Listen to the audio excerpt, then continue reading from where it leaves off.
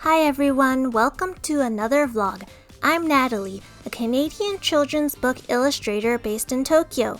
It's a jam-packed vlog today as I work on some Lunar New Year themed picture book spreads, and then Dorky and I travel to Takayama and Nagoya in between, so please sit back and enjoy.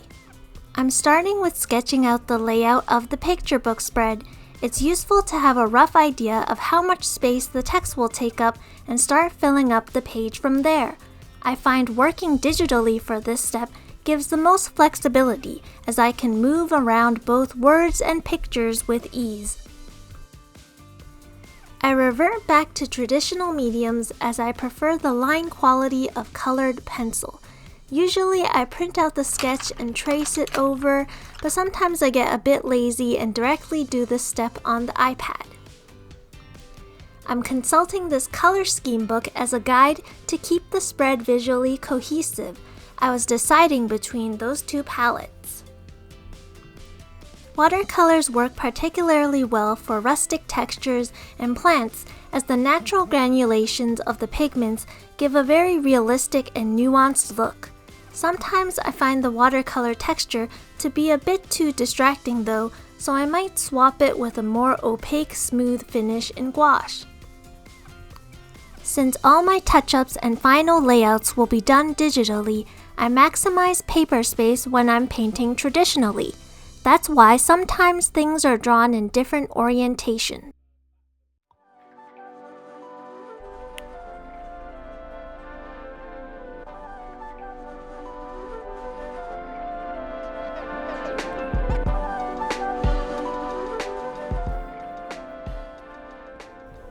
I make use of the auto selection tool to delete the white space from the scans, but of course it's still not perfect, so I have to go in with an eraser to touch up the edges.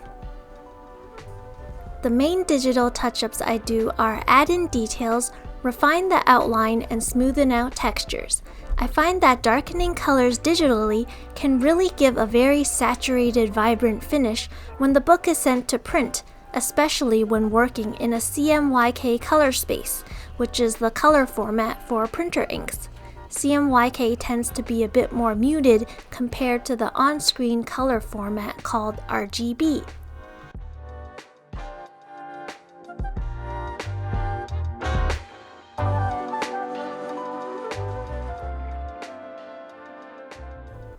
I use InDesign for book layout. One thing to be mindful of when designing spreads, which means 2 pages, is the gutter space in the middle will be prone to the image being cut off by the binding of the physical book, so avoid putting any characters in the middle.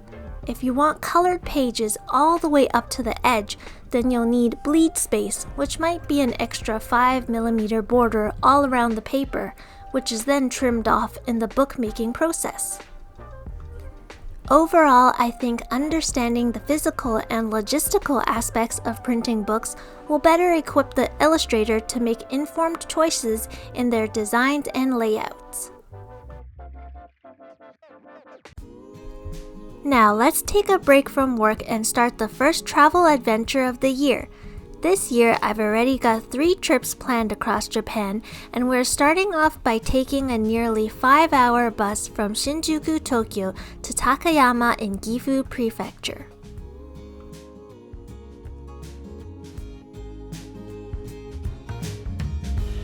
Oh, how easy it's to forget. Still thinking about how we met. Yeah, I'm with you now. It's plain to see, the best thing in this life's for free, and that's so true now. Tokyo really has no snow at all, so I was pleasantly surprised to see huge banks of snow as we headed deeper into the mountains. The mountainous roads became narrower, full of tight twists and turns, so it was definitely almost getting me carsick, but we finally arrived at Takayama. From there, we took a train to the smaller picturesque town of Hida Furukawa. Japan's care for the environment even applies to rivers. To prevent littering or the idea to pollute waters, these canals are filled with carp swimming against the current. Mindful of the surrounding, residents would consider littering the area less, and it was quite a successful strategy. 'Cause I'm with you now. You and me, we know that love is in the air, like the wind blowing through your hair. Oh, I'm with you now. We saw many warehouses scattered throughout town that houses ceremonial floats. The parade of these floats is an annual cultural highlight of this area. One of the highlights of the trip was visiting a retro museum. This is by far the most immersive one I had been to, as it recreated an entire street filled with replicas of actual stores from the Showa period of Japan. One of my signature art styles are paintings of retro buildings, and I've always collected retro things from a young age, so this was perfect for me.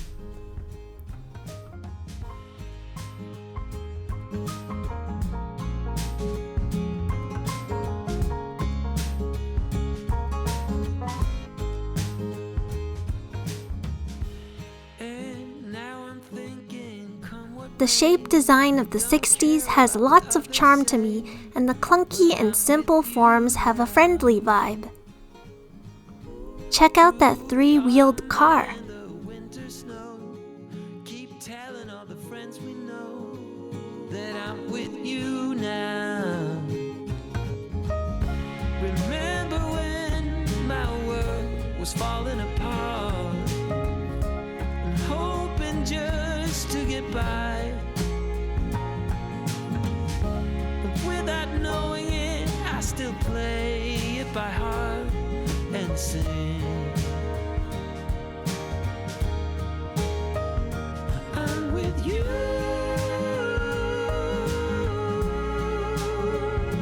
I'm with you.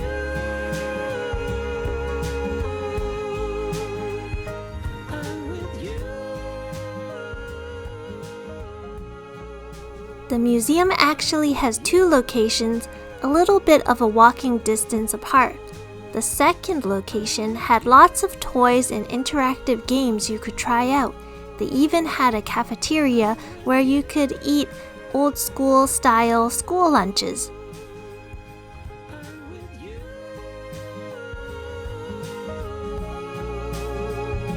I'm with you.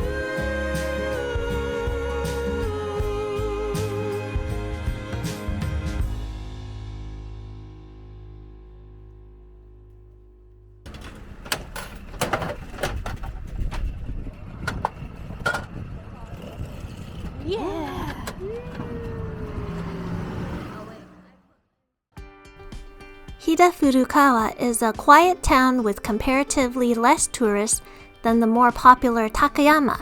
You could think of that as downtown versus the suburbs. A lot of the streets had beautifully constructed architecture with sweeping mountain views.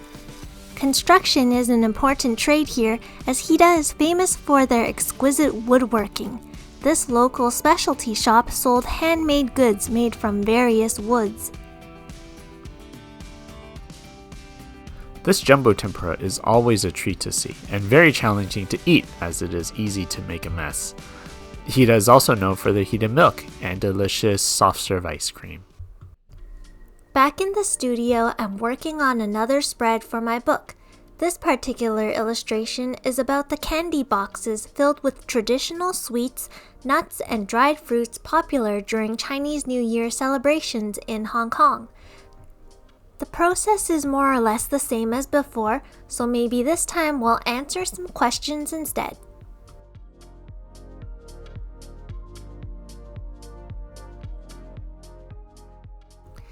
First, let's start with a more business-themed question.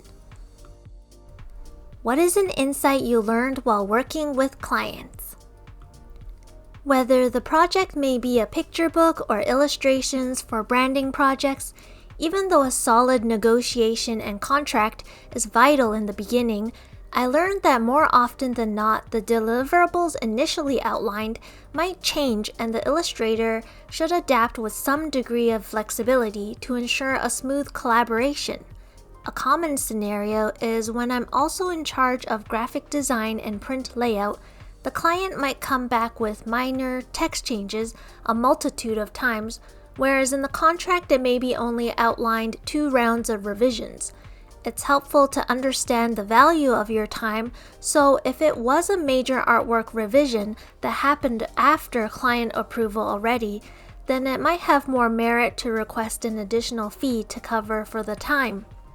But if it's a small fix like a single typo error that takes little time, then it's reasonable and much appreciated to accommodate for that.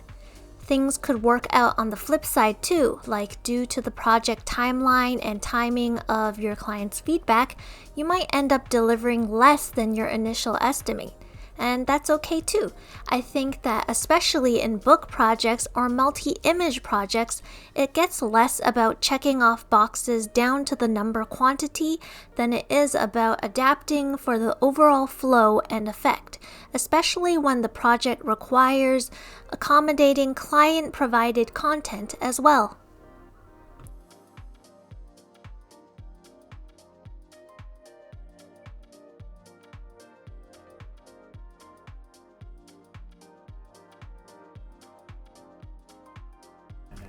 Next, a question about general creative practices. What might be a surprising thing about you as an artist? You might be surprised to hear that I don't have a habit of keeping a sketchbook. Back in high school, I went to a special arts program and I studied architecture in university. Both programs did have a sketchbook requirement, but somehow the habit of just carrying around a sketchbook never quite stuck with me. I think there's a common perception that all artists will automatically have a sketchbook. I really admire those that do have one, as it's definitely a fascinating object in itself. Even though I don't have a sketchbook per se, I do practice sketching.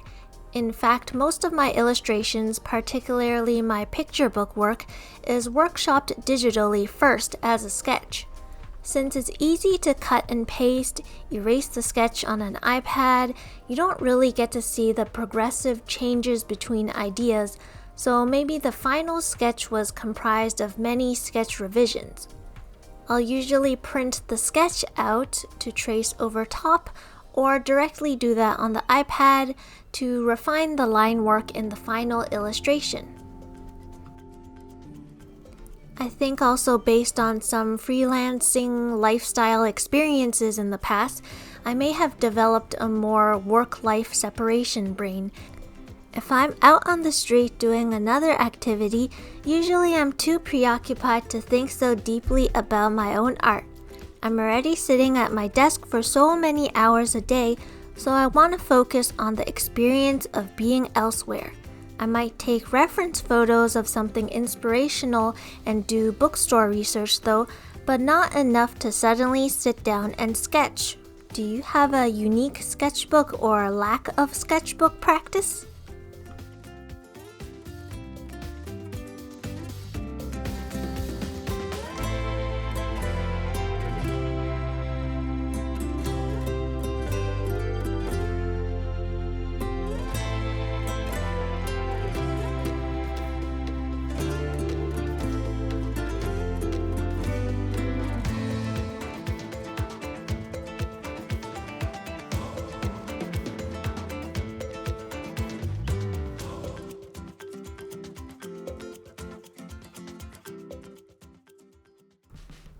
Let's wrap up the vlog with part 2 of the trip from earlier.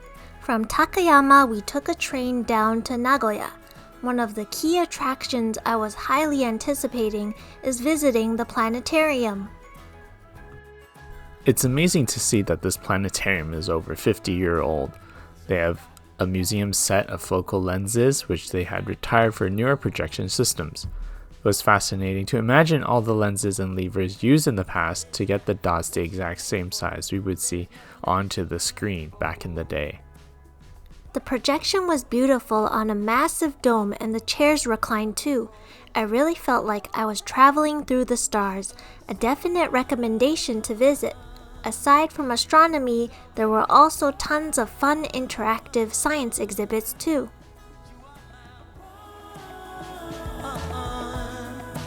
With a simple mind, we should find someone We got a tour of Toyota's factory before they turned it into a car business.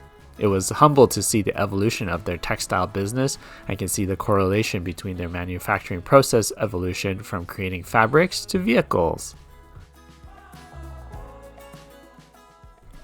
We hit Nagoya at a good time as sakura were in bloom. We ventured into a few Shotengai shopping streets to see some quaint storefronts full of retro charm.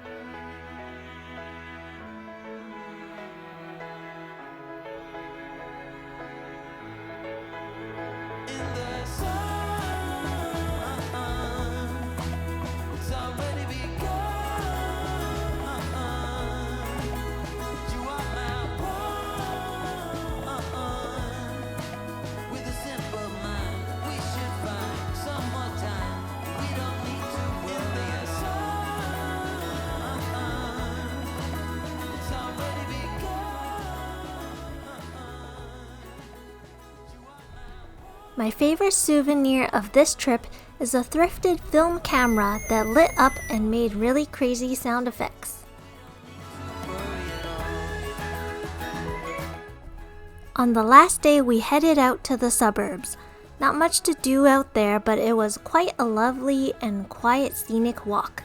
It's usually way out here that you find the most delightful family-run restaurants with fantastic homemade food at great prices. And that wrapped up our short trip. Next time we'll be visiting Sendai. Thanks for watching. Bye!